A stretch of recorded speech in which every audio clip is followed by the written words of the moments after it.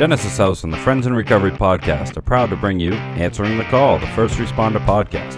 Join your hosts, Mike the Podfather and Jersey Ed, as they address the real issues in health and wellness for first responders. From physical and mental health to relationships and work-life balance, we leave no stone unturned. Answering the Call, the First Responder podcast is available on Facebook, Podbean, iTunes, and YouTube, as well as iHeartRadio. 24 hours a day, 7 days a week. Now, here are your friends in recovery answering the call.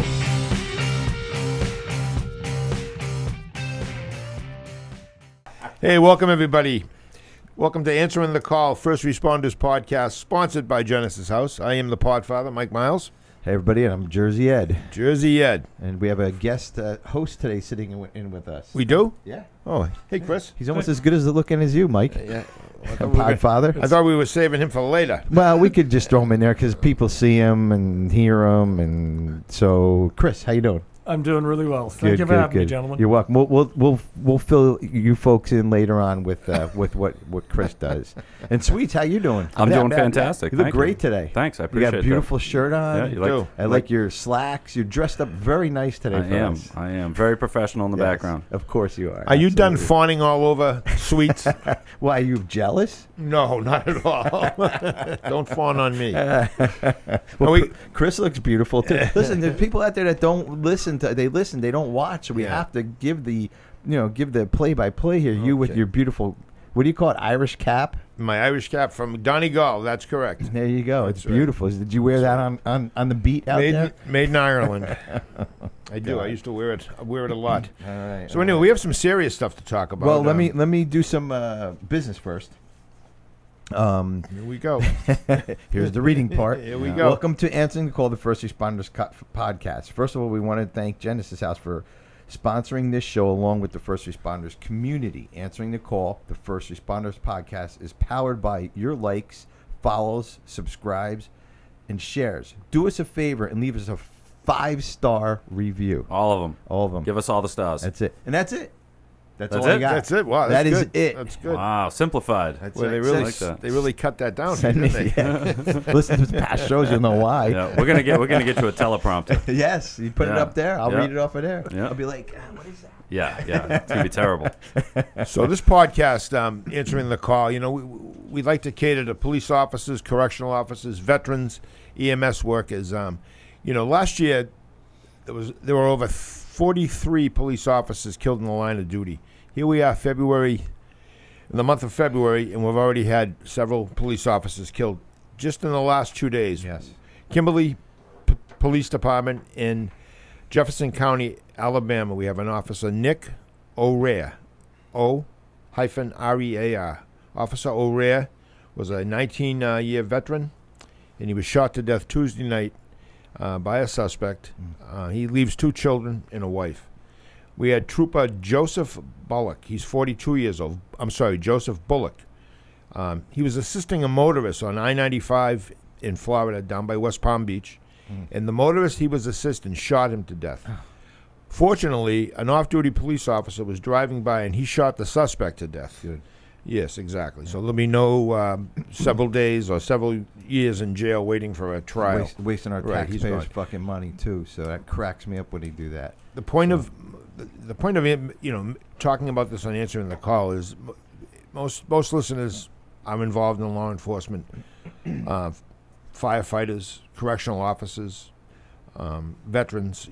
It's just, to me, it's just alarming at how many police officers are shot almost on a weekly basis. Mm-hmm. Last year it was almost a weekly basis. Several times. You watch the news every morning. It's horrific. It's awful that people can just shoot police officers at will. Here's a cop stopping on the highway to help somebody. He sees a stranded motorist, pulls over, could have called AAA, and he ends up getting shot to death by the gentleman he's trying to help. It's just horrific. Mm-hmm. Awful. Well, and unfortunately, that's the, that's what, and that's not what you signed up for, but that's what these people do out there, and in their own worlds, and they think it's okay, and it's not, and that's not going to be, unfortunately, that's not going to be the first or the last that we're going to hear of that this year. Right. Early in the year, I was just reading those statistics the other day. You're right. I think it's 8 or 9 already this year. Right. Well, I think 43 last year. The good news is states like Alabama and Florida, they still have the death penalty. You know, state of Massachusetts, long ago, back in the early 90s, they got rid of the death penalty. They hadn't killed anyone in years. They hadn't put anyone in the electric chair. That's what they used to use up here in Mass. But at least in Florida, you know, if you're going to kill a police officer or kill somebody, you have a good shot of being put to sleep yourself. You know, Texas too. Texas is a great state. Great state of Texas. They're all, you know, all those southern states do that. Right. So. For all you police officers out there listening, you know, you have to be safe. You have to be aware because it's like a shooting gallery. You know, I was a cop 35 years. I was very fortunate. I never was shot. I was assaulted many times. I've had guns pulled on me, everything. I was just very fortunate. I wore a vest. But, you know, even with a vest on, there's no guarantee that's going to save your life. Did they make you buy the vests, Mike? No. They were provided by the department. Right. I remember Stacy, my wife, her ex-husband, I believe they had to raise money to get their own vest if they wanted a vest. A lot of departments. That was Philly. Right. That was crazy. Right. Those Kevlar vests, they're very good. The first vest that came on the market in the early 80s, mid 80s, they were called second chance vests. They were made of Kevlar, and they were good. And they just basically covered your vital organs from your neck down to your belly button. Yeah. The new vests, they go a little further down. The technology has really changed. They're actually really a life-saving vest, and they don't deteriorate. The old vest every 5 years you had to get a new one because they would deteriorate from perspiration and such. You know? Wow. Yeah. Well, I mean, it's fitting that we talk about that because we'll get to our guest in a minute, but we do have a guest that does talk about gun violence and all that. But Good. But real quick before we get to our guest, Chris, what brings you here besides the long drive up here and and the snow? Well, as you know, we met a number of months ago and we discussed the conversations that you have on this podcast. And you felt that maybe I might be of some benefit. Maybe. I tend to lean a little to the left. I know. Well, we felt that this building was leaning a little to the right, and we had to bring somebody in on the left here so we can even it out a little bit. And that's why we put him in the middle so we can control him too. Okay, so yeah, it's important you keep stabbing me under the table, you know.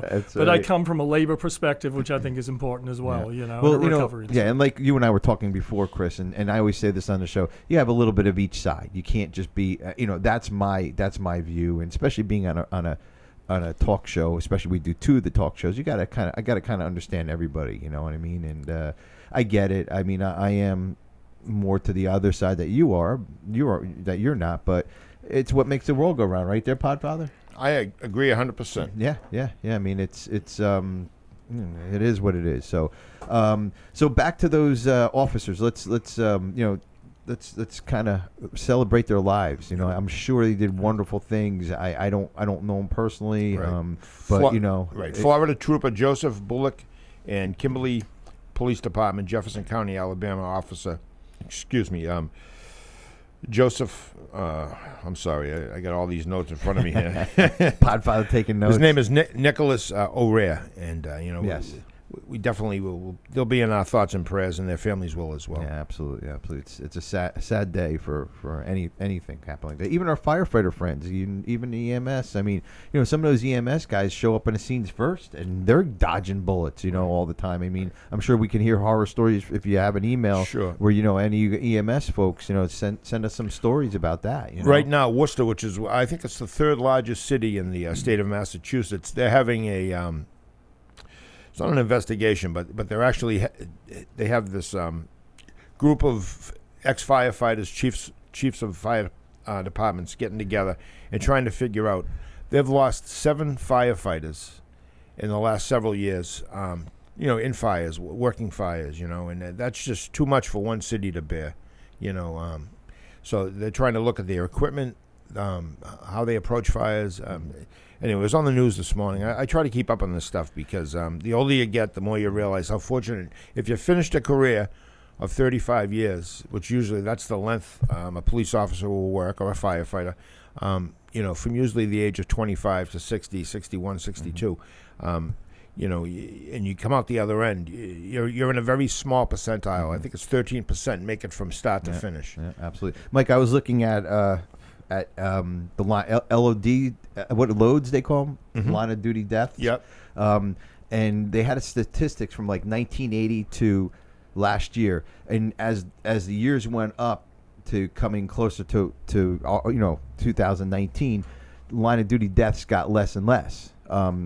Now, I didn't read the whole article. I was just kind of picking through because you and I are going to do a show on line of duty death. Look for that in the future. But as I'm guessing it's because of Kevlar vests, because of better equipment for the firefighters, because of more technology, more tactical skills that we're able to implement throughout the year. So I think I'm from 1980 to 2019, I believe it was, and it was a significantly lower number from 1980 to 2000, and that was from everything from getting hit by a car to shootings to motorcycle accidents, car accidents, whatever that included in there. So, does that surprise you or no?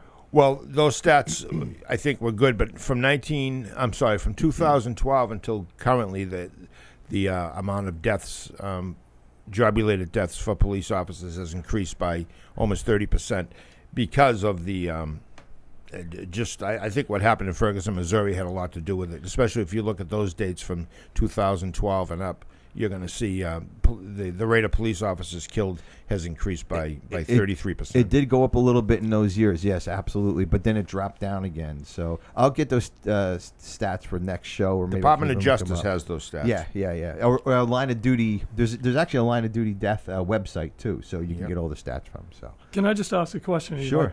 Do you think though that also in the last 25 years there's been an incredible change in policing and the pressures that our officers and our first responders feel?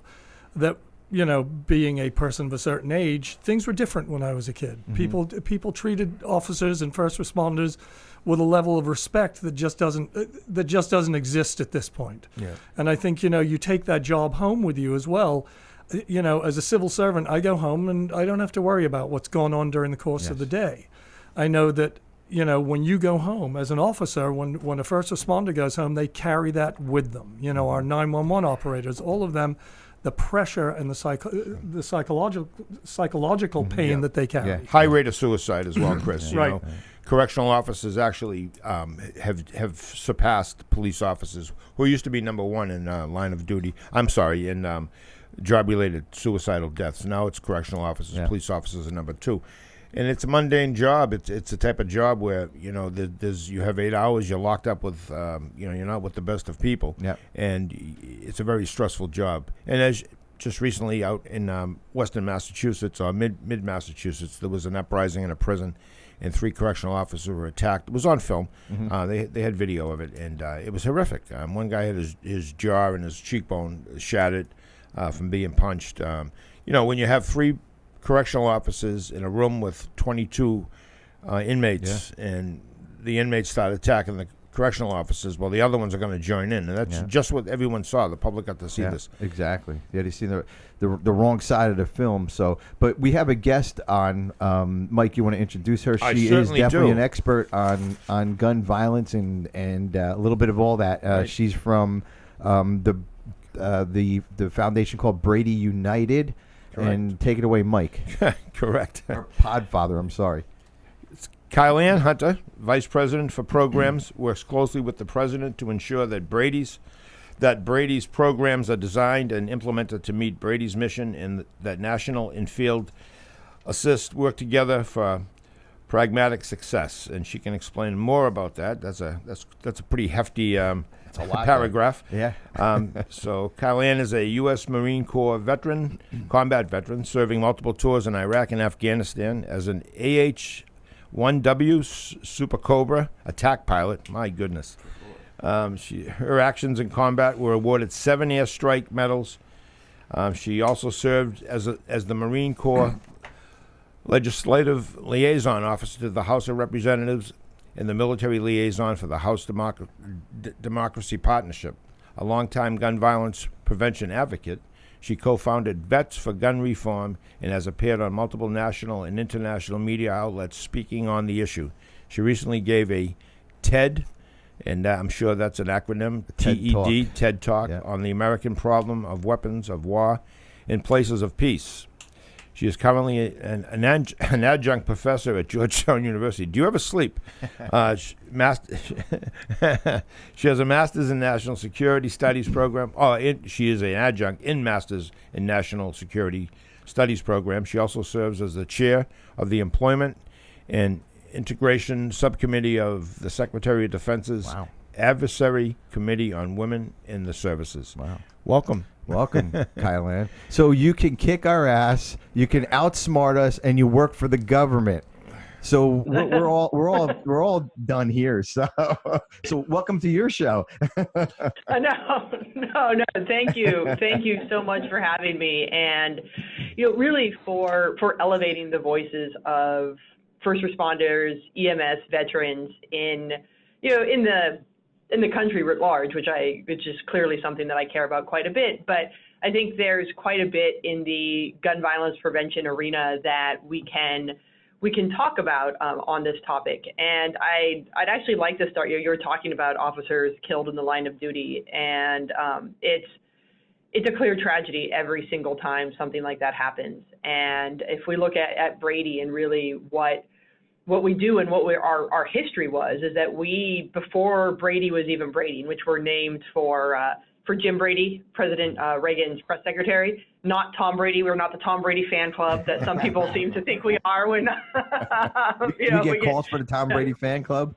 We do. Which no, Jim Brady, who was shot during the assassination attempt on President Reagan. But even before that, our legal arm has existed for almost a decade longer than Brady as we know it today, and representing the families of officers who have been killed in the line of duty is one of the largest areas of litigation that our legal team works on, and in particular, working to hold the gun dealers that through shady practices are providing guns to traffickers accountable, and which is a tiny. I mean, it's less than 5% of dealers or more than 90% of guns recovered in crimes can be traced to less than 5% of dealers. So it's a very small number of dealers, but those very small number of dealers are making it exponentially more dangerous for our law enforcement officers who are out on the streets, for the average citizens who are just trying to go live their daily lives. And so that's a really big part of our legal work, is actually representing officers and getting to the root cause of where gun trafficking is starting, so that we're not playing whack-a-mole with the problem, but actually going, hitting the big fish, so to speak, so that there are fewer guns in the hands of people that shouldn't be having them. Well, Kyleanne, and you're going after some of these gun dealers who are not the 5%ers, let's call them. But what do you do with the illegal guns on the street? How do you watch those? And the bad guys know where to go to get the guns that they need, besides going to that 5%. Well, that's where, one of the things, and it's part of our legal work's part of it, and then we have this large combating crime guns initiative that I oversee as well. And the big focus of that is that we take a supply side approach and look really at the totality of the supply chain of illegal guns. The vast majority of illegal guns start as illegally purchased guns somewhere. So we work with dealers to identify the signs of straw purchasing, of trafficking, because there are some signs that just take some education to identify where that's going to be, so we can nab those guys before they ever bring guns into the illegal market. And then we work with local law enforcement, and we've actually got a program that we're kicking off in New Jersey here very soon, working with the state police. That's really a comprehensive supply side approach. So starting from inspection of dealers to make sure that they're all following the law and implementing best practices that go beyond, but then also looking at, from a mapping perspective, where the flow of illegal guns is coming from, to help identify those choke points, those potential trafficking routes, to divert guns, to capture the traffickers before they actually get into the hands of criminals. And I think, some work we've done in New York is very telling for this as well, is, busting up a ring that had hundreds of guns that were all traced to one dealer in Georgia, and being able to identify really what that flow of guns was and cut it off at the pass. And so, our aim here is to stop guns from getting into the hands of, those who haven't, we call them illegal guns, crime guns, guns that are really on the black market. And in that way, it's also protecting the legal rights of gun owners to go out and own them. I mean, I'm a gun owner. I've been around guns since I was 10 years old. But I think we need to shift some of that narrative and say, how are we holding the facilitators of the illegal guns responsible as well, so that we can stop the problem and not just play whack-a-mole with, pulling one or two guns off the street. Yes, every illegal gun that we get off the street is good, but if we can hit the source, that's even better. Hey, I have a question. Excuse me. The NRA, are they friends or foe? I mean, how do you look at that?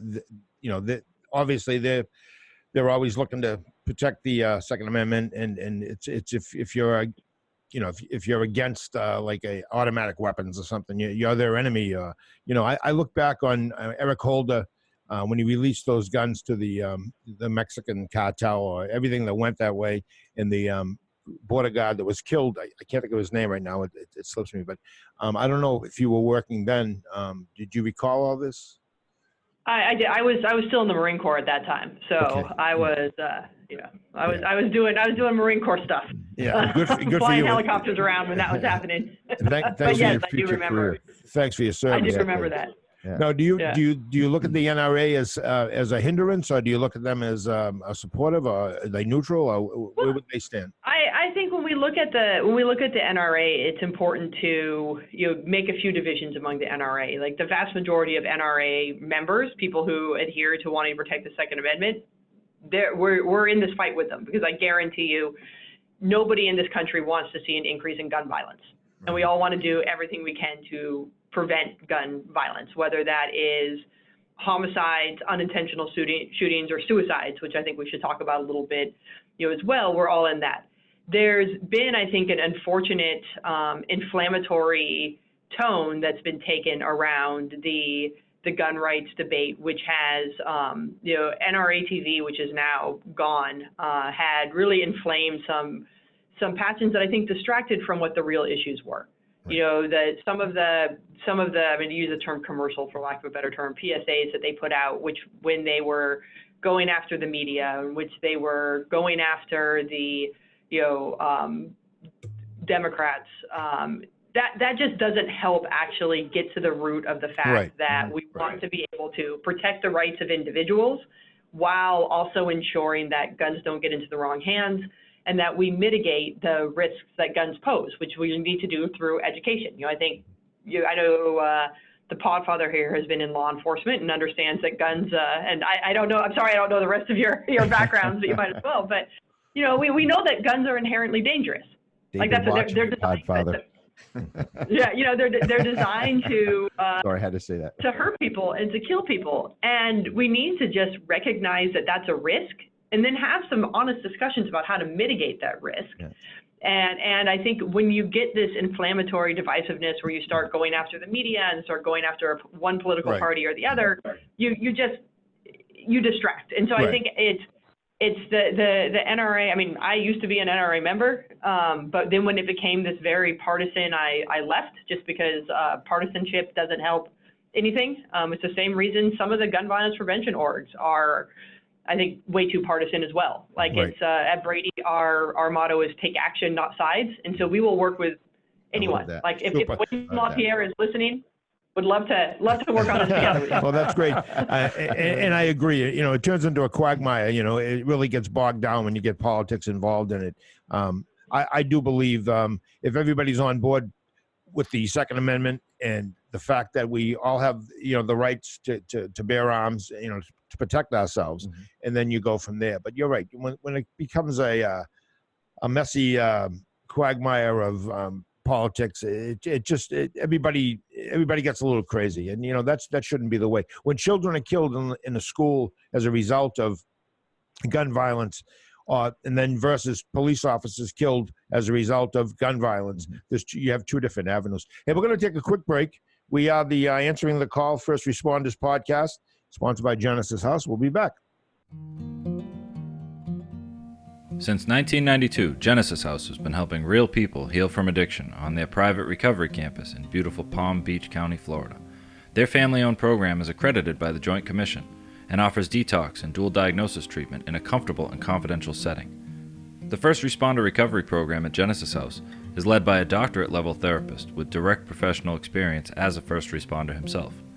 Treatment modalities focus on psychiatric care, relapse prevention, stress management, and trauma-informed care for PTSD.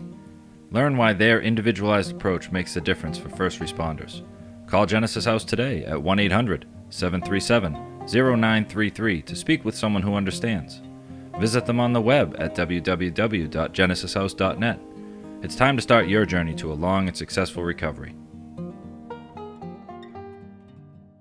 Hey, everybody. Welcome back. Answering the Call, First Responders podcast, sponsored by Genesis House. I am the Podfather, Mike Miles. Everybody, I'm Jersey Ed. Jersey Ed. And we have a couple of guests, and we'll get to them. But Eddie, I think you had some questions for astute guest. Yes, Kyleanne, you were very smart, very impressive. I think you should come here, take over our podcasts, and and we'd have to do less work then. But a quick question. I want to bring you back to some of the something that you were talking about before. You said that, and I'm paraphrasing you. Just correct me what you said. You said guns kill and harm people.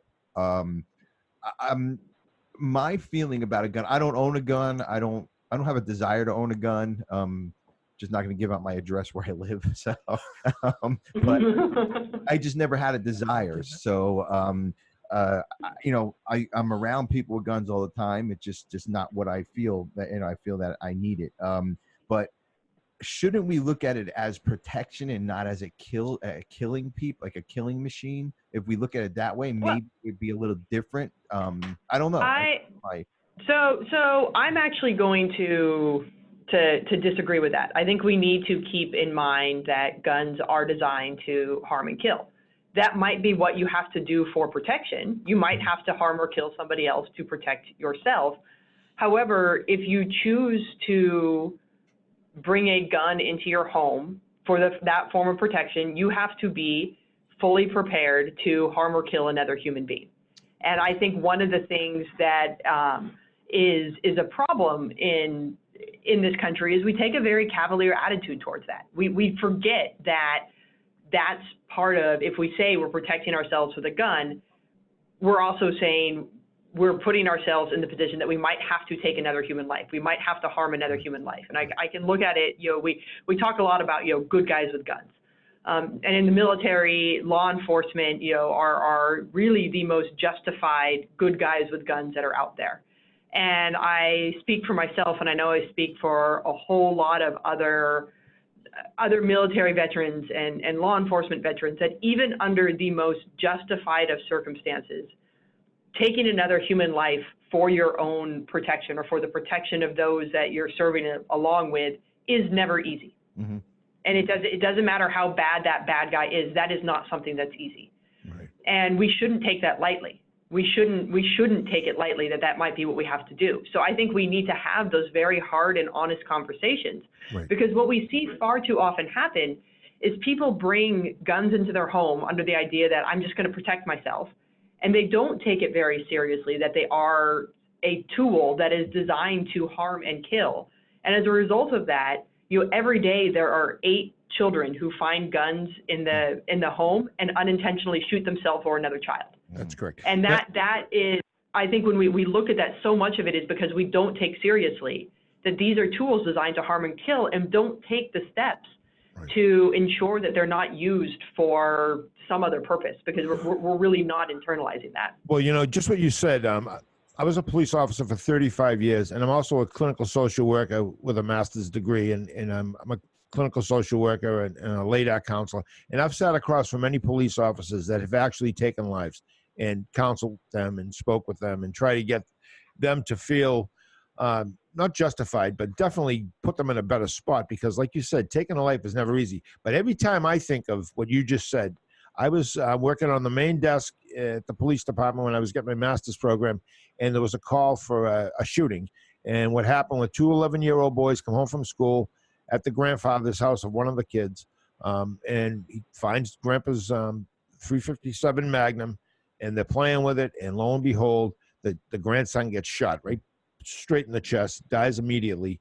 And I remember they brought the grandfather in for questioning, and I had to bring him down to the criminal bureau. He came into the main desk, and post-traumatic stress isn't just a phrase. It's not PTSD is not just an acronym. It's actual reality. And from that shooting that happened in 1998, I still think of the look on that man's face. He had just lost his grandson. Now he's being charged with having a weapon that wasn't properly stored. And I mean, he just lost his grandson. The boy who shot the grandson, he's traumatized. His parents are traumatized. Everybody in the school they went to. It was just a ripple effect. But for me, it always comes to mind when I see any shooting at all involving children. I think of that particular night. Did it harm me physically, emotionally? No, but it stayed with me. And it just, if that gun had a lock on it or whatever. And I just want to say one more thing. In my complete career, I always made sure my gun was secure, never ever left it. And I'm not patting myself on the back, but it just made me realize what I did have with me. My gun never came into the house. It was never loaded. If it did come into the house, even if I came home to grab something, I would stick my gun in my glove box in the cruiser, run in and get what I needed, and then come back out. I just, because of that particular incident. And it's absolutely horrific and horrifying. And it's one of the, about a year and a half ago, we launched our End Family Fire campaign, which is designed around education around safe storage and guns in the home.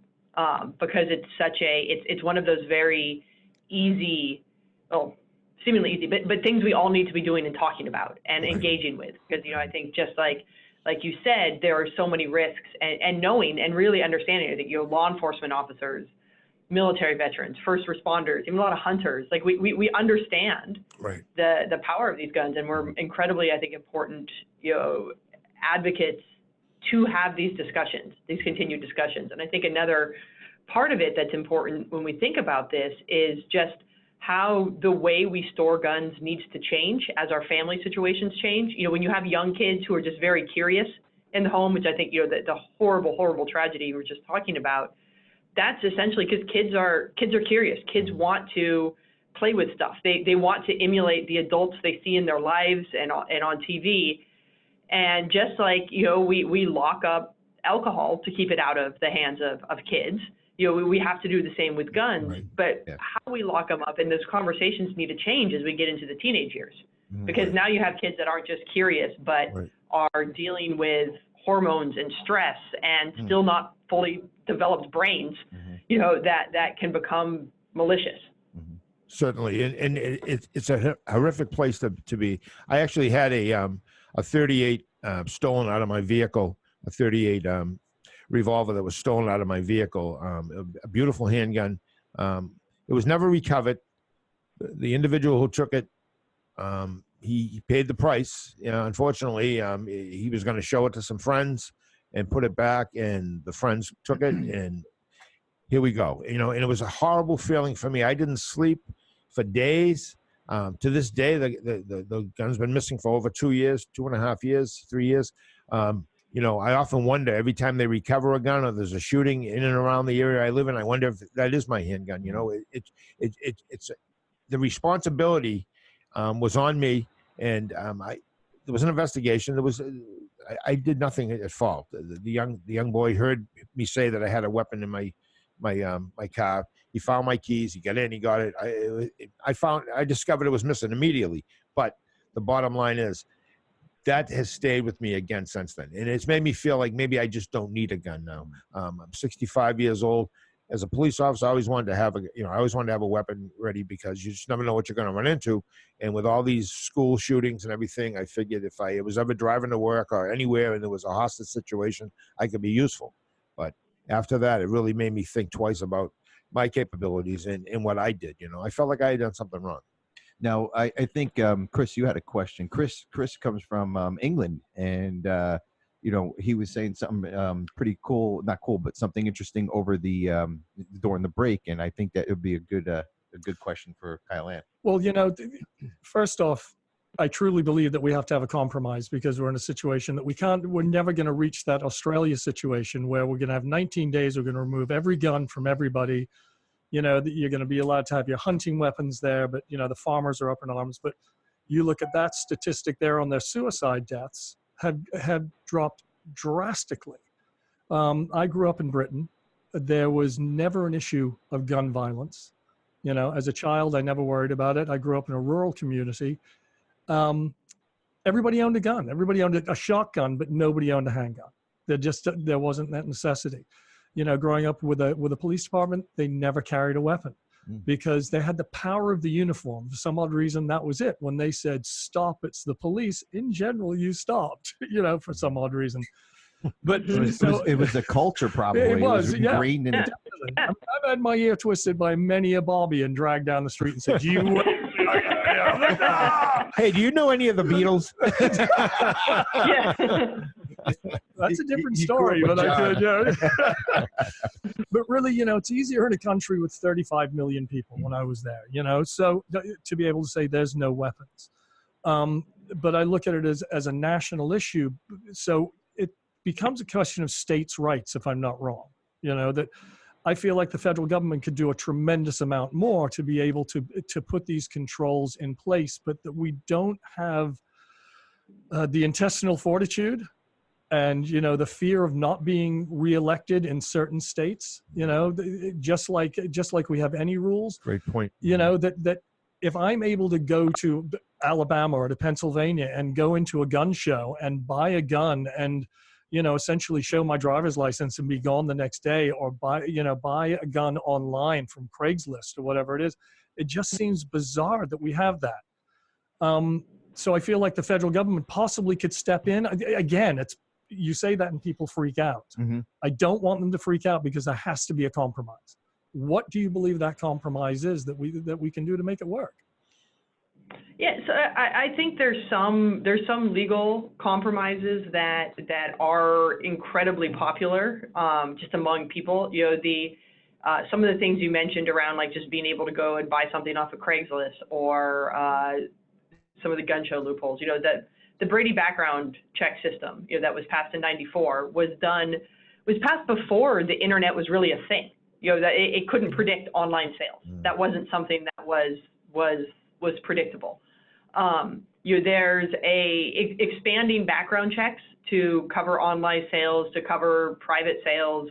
Like that's incredibly, incredibly popular. Almost 97% of people agree that an expanded background check system doesn't in any way infringe on their rights. And I think that's the House of Representatives passed it, and it's great. Like the Senate just needs to act on it. Like that's I think a just very easy, and it would eliminate a lot of. And when we look at, I encourage you. I know we're going to talk about the podcast that we have recently, but Red, Blue, and Brady is our podcast, and our legal, our chief litigator is on there talking about a case he prosecuted that focuses on actually changing the narratives and changing the laws around online sales because of this, because it's a very easy way for prohibited purchasers. I mean, this was the case he talks about in this episode. A guy who had just gotten out of jail went on a rampage killing because he was able to purchase a gun online, and there weren't checks and balances in place, or checks in place to get along the way. I think that's very easy. Another thing that is very, very, you mentioned suicide. That's been very effective at the state level are extreme risk protective orders. I think, Connecticut has the longest standing one. And as that was put into place in the 90s, which essentially if somebody is a proven risk, like imminent risk to themselves or others, there are mechanisms to remove guns from them or temporarily ban their ability to go buy guns. And the data is showing that at least one for every 10 of these that have been issued, there's at least one person who openly admits that it prevented them from committing suicide. And I think that's just people who are willing to say and talk about it, that like, you're right, I was able to get the help I needed. Colorado has recently started what they're calling the Gun Shop Project, where the state is actually working with gun dealers and giving some small grants to dealers for education to really be the first line of defense against suicide and having conversations around why people are purchasing guns. And so these things have all been proven to help. They don't infringe anyone's Second Amendment rights. They're incredibly, incredibly popular. And I think it's really going to take, there's just not enough intestinal fortitude in politics right now. Right. And I mean, that can be a whole nother podcast that we can have, but, Well, yeah. But and to sum it up, that's where we have to give and take a little bit. That's basically what we have to do. We can't be all one way or all the other. Right. We have to protect everybody in the United States as a citizen, whatever way that is. You know what I mean? I think also though that, and I use the analogy that when my youngest son was working at Blockbuster, you needed 2 credit cards, your social security number, your driver's license, 3 references, by the way, in order to be able to get a Blockbuster card. Yeah, to rent a movie. That they then charge you $100 for if you didn't return it. Yeah. When I signed they're out of business now. Yeah, right. But when I have to sign a EULA to go on and grab something offline, I am giving away far more rights than I would in order to be able to say, hey, look, this is what I need to give you to have a gun. Yeah. And I think politics, again, if you're living in a state where your senator or your representative has been in power or been in that position for more than 15 or 20 years, and you're not happy with what's going on, you got to take a look at who you're putting in the same old. I remember watching a special on TV, and it just struck me. It was a neighborhood in Detroit, and they were trying to revitalize the neighborhood, and they were trying to get vegetable gardens put in a certain spot. And I just remember one man's statement, and it'll always stick in my mind. He said, it's easier for me to buy a gun than it is to buy a tomato in this neighborhood. And the camera crew went with him as he went into a store, and the store was sparse with products. And he was trying to buy vegetables, just vegetables, to make a meal. And he said, I can go outside right now, and in 15 minutes, I can have a handgun. But I have to take a bus or a Uber to go buy tomatoes and vegetables, and I mean, those are factual statements. So whoever is elected in this section of Detroit, I mean, you really got to take a look at these politicians and say, hey, whether the NRA gives them money to stick with it or whatever, but you're right about the political aspect of this, and who'd know better than you? Yeah. I mean, I remember when Ronald Reagan was shot. I remember that day. I listening on the radio as a young cop, and just then James Brady, obviously, he lived a probably somewhat of a longer life than maybe he would have lived even longer if he'd never been shot. Because I really believe that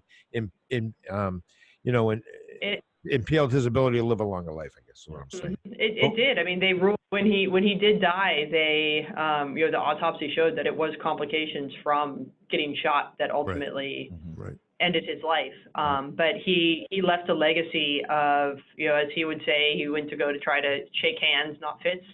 And when the Brady bill was finally passed, it was virtually unanimous. I mean, it was very, very, very, very popular. Nonpartisan. Very popular. So there is a way to do this. We have a path to do it. We just and I think your point of, if 97% of the people believe this and support this, and our elected officials aren't doing it, it's our responsibility. Absolutely. That's one of our responsibilities as voters, to hold them accountable. Say this is what we're telling you to do. Your job is to protect us in some ways, and you're refusing to. So all in on that real quick, Kyleanne, I do want to talk about, I waited for the Jersey Edge podcast pick of the week for the end of the show for a reason, because you guys do a wonderful podcast I've been listening to. Actually, I listened to one right before I came in, and it was with the 3 clergymen from New Jersey. That was a fascinating show. It was really, really good. That was episode, I forgot, I just had it up, but it's a really good episode. And you were just talking about the state troopers, you're presenting to the state troopers and all that. So I forgot to bring that show up. But So the Jersey podcast pick of the week is Jersey Ed's podcast pick of the week is Red, Blue, and Brady. It's a gun violence prevention podcast. Looks into how to reduce and prevent gun violence. The host is JJ, who I met at the DC Podcast Fest in a couple months ago, and that's how we got together and got you on the show. So now, you want to talk a little bit about the podcast? We're running out of some time here, so you want to talk a little bit about the podcast? And it's a fascinating subject. We probably go on for hours here. I mean, it was just very enlightening, actually, for me, definitely.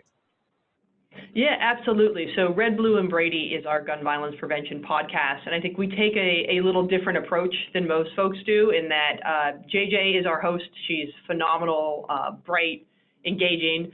But we bring different guests on every week to talk about different facets of gun violence. You know, the episode you mentioned, we have a priest, a rabbi, and a imam all talking about how gun violence has impacted their different congregations and how the stories of their faith help them to shepherd those who have been impacted, but also take a stand against some of the gun violence.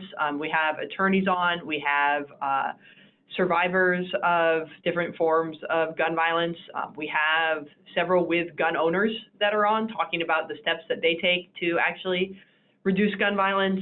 So it's incredibly engaging. I learn something every time I listen to it, which I think is, I work in this space for a living and I still learn something every time, which is, I think, a huge testament to JJ's ability to really make this engaging for everyone. So I encourage you to check it out. Super. And what's the name of the podcast again? Kyleanne, for It is Red. Yes, it is Red, Blue, and Brady, and you can find it anywhere that you listen to your podcasts. Well, thank you very much, Kyleanne Hunter. Yeah, we'll put that in our show notes. Sweets, what real quick, let's get Sweets like ideas on all this. You were sitting quiet over there, but so you'd like me to just summarize something? Yeah, do our job for us, all right? No, I mean, I actually, I think, Chris, you pointed out a pretty significant fact. I mean, the idea that there's not enough political intestinal fortitude for people to step up for fear of re-election issues, to really challenge any of the issues around the gun laws. And I think that's, if I look at it in a big picture, if I expand it out and look at what it truly takes, what Kyleanne is doing and what everybody that's trying to champion for, these weapons. Like I took a gun safety course, and I've been using guns since I was a little kid. I can't own one because I'm a felon, but I mean, I've shot them since I was a little kid. My father taught me how to use them. My brother makes them. Like I've been around guns my entire life. And the very first thing my father taught me is that this is a dangerous weapon and it can kill someone. That was the first lesson I learned. When I took a gun safety course, they were like, this is the dangerous end. This is a weapon. This kills people. You can use it to protect yourself, but this is a dangerous weapon. And I like that. I think that's Kyleanne, you talked about the cavalier attitude that people take toward guns and how they're used and having them in their home. And, I think that they're so common in America that we don't look at them for what they really are. They're so commonplace. It's like, oh, you don't have a gun in your house? No, it's a freaking killing machine. I don't need one. And I think that's something that people, they have them even though they don't need them. I want it just in case. And so there's a lot around. And, I fear that, again, this always comes back to political because they're laws, but I fear that there's very few people that are strong enough to stand up to the public and risk not getting reelected to pass maybe an unfavorable gun law, and because there's a lot of voters out there that have a lot of sway. So that's my take on it. And I wish something else could be done on the ground level, but I feel like on the front lines, we're just doing damage control, and I'm grateful for the people that are, because it saves lives, but the big picture solution is just heavy. And I don't think we would be as far as we would be without Brady United. I think you guys are doing a wonderful job over there to kind of get it out to the forefront, and kind of understanding, like Sweet said, it's definitely a killing machine. And you enlightened me about that. I thought it's for protection, and I don't have anything to do with guns. I'm just not a gun guy, but that's how I look at it. Maybe there should be education for everybody about guns. Maybe we all should be aware of guns. Every single one of us Americans here that live in this country, we should be aware of what it does. I thought it was for protection, and there's a reason why we lock it up. There's a reason why there's trigger locks and gun cabinets and all that. I mean, and we just have to educate probably my saying would be everybody, so we can make these laws and these changes and understand, okay, well, I'm not voting for that person, I'm voting for their views, or maybe we can get this changed. So that's my little political stand. So you were very knowledgeable, and thank you very much. We really appreciate it, Kyleanne. And this is a wonderful Thank you for having me. Oh, you're welcome. Anytime. We'll hopefully get you back on, though. Podfather, what's your Answering the Call First Responders podcast, and thank you very much, Kyleanne Hunter. You're really a wealth of knowledge and information, and what a pleasure having you on the show. Yeah, thank you. Thank you, everybody. That concludes this episode of Answering the Call, the First Responder Podcast. Thanks to Genesis House for sponsoring the show and supporting first responders who are struggling with addiction and mental health. Follow us on Facebook for past shows and updates. If you are interested in being a guest on the show, email us at help@friendsandrecoverypodcast.com.